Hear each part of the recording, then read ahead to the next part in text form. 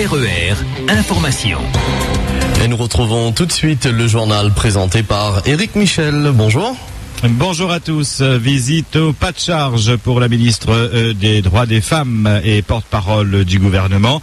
Après un passage au centre de formation des apprentis où elle a rencontré des femmes engagées dans la lutte contre l'illettrisme et dans le milieu culturel ou économique, Najat Vallaud-Belkacem s'est rendue à la région où elle a signé une convention cadre portant sur l'égalité professionnelle entre les femmes et les hommes.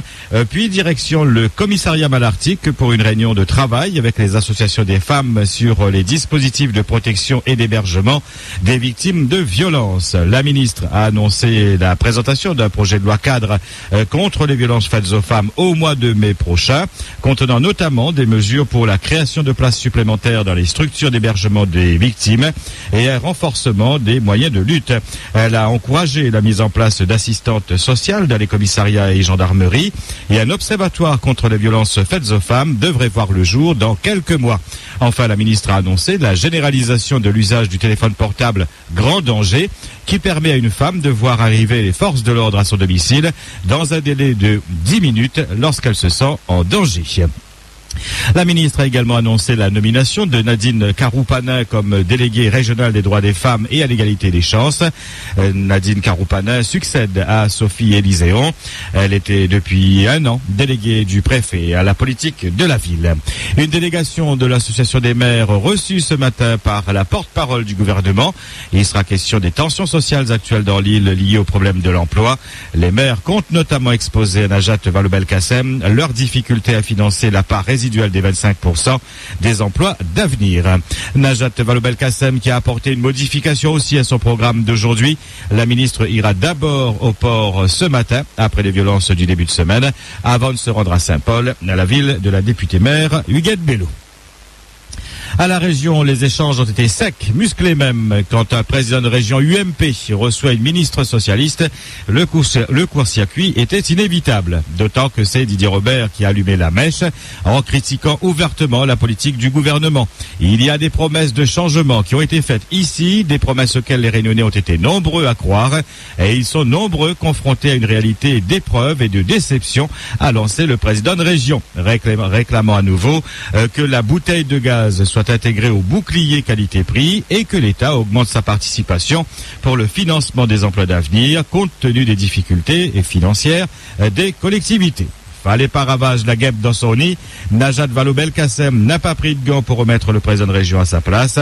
D'emblée, la ministre s'est déclarée surprise de la tonalité du discours, alors qu'elle était là pour signer une convention cadre entre l'État et la région sur la question de l'égalité homme-femme au travail.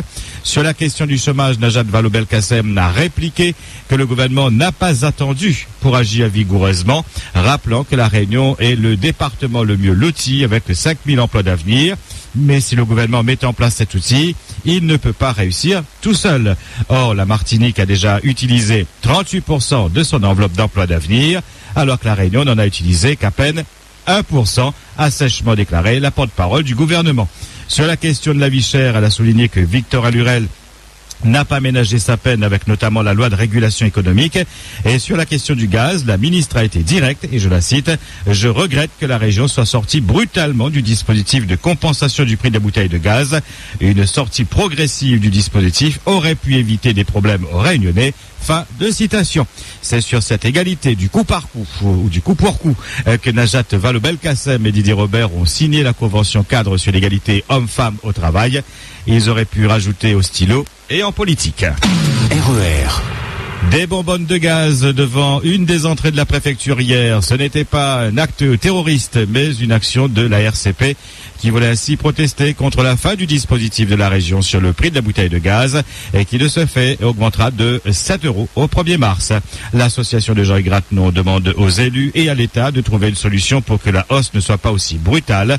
Une motion a été déposée auprès du représentant de l'État. Quelques heures encore hier soir à Saint-Louis entre des jeunes et les forces de l'ordre. C'est du côté du rond-point de Plateau-Goyave que les gendarmes mobiles ont essuyé des jets de galets et des bouteilles. Des poubelles ont aussi été renversées et incendiées. Après des tirs de gaz lacrymogène, les manifestants se sont dispersés. Quelques affrontements aussi à Saint-Benoît. Des galets et des poubelles incendiées témoignent ce matin de ces incidents du côté de la cité La Bourdonnais et du centre des impôts. Anne-Marie Collomb sera reçue lundi par Didier Lebret, directeur du centre de crise au ministère des Affaires étrangères. Le rendez-vous aura lieu en préfecture de l'après-midi. Rappelons que son mari, Francis Collomb, a été enlevé dans le nord du Nigeria par un groupe islamiste depuis le 19 décembre 2012. RER. Aruna continue et finit de traverser le sud de Madagascar. Hier matin, c'est un cyclone qui a pénétré sur les terres de la Grande Île, dans la région de Morombe, au niveau de Cap Saint-Vincent. Pluies diluviennes et des vents de 150 à 200 km/h ont été enregistrés. Selon un premier bilan, le cyclone a fait 9 morts. Le fait d'être sur terre, maintenant, Aruna s'affaiblit, mais ses masses nuageuses continuent de faire des ravages. Le système devrait ressortir en mer dans la matinée par le sud-est de la région d'Ambovambe et de Taolaniaro. À 4 heures ce matin, Aruna se trouvait à 1040 km à l'ouest-sud-ouest de la Réunion et se déplaçait vers le sud-est à 20 km/h. Elle ne présente pas de menace pour notre île. RER. En football, vainqueur de Reims 2-0 hier soir en ouverture de la 26e journée de Ligue 1. Nice n'est plus qu'à une longueur du podium. Une 26e journée qui sera marquée par le choc PSG-OM demain soir, alors que le dauphin des Parisiens, Lyon, recevra Lorient.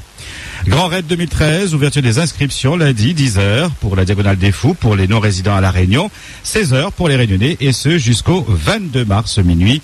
En ce qui concerne le Trail de Bourbon et la Mascareigne, les inscriptions se feront à partir du mardi 26 février. RER. 8h07 sur RER, c'est le point final ce 6-8 du samedi. Merci à tous de votre attention. Bon week-end, rendez-vous lundi. Bon week-end Éric Michel et à lundi 5h. RER, la radio qui vous transporte sur toute l'île.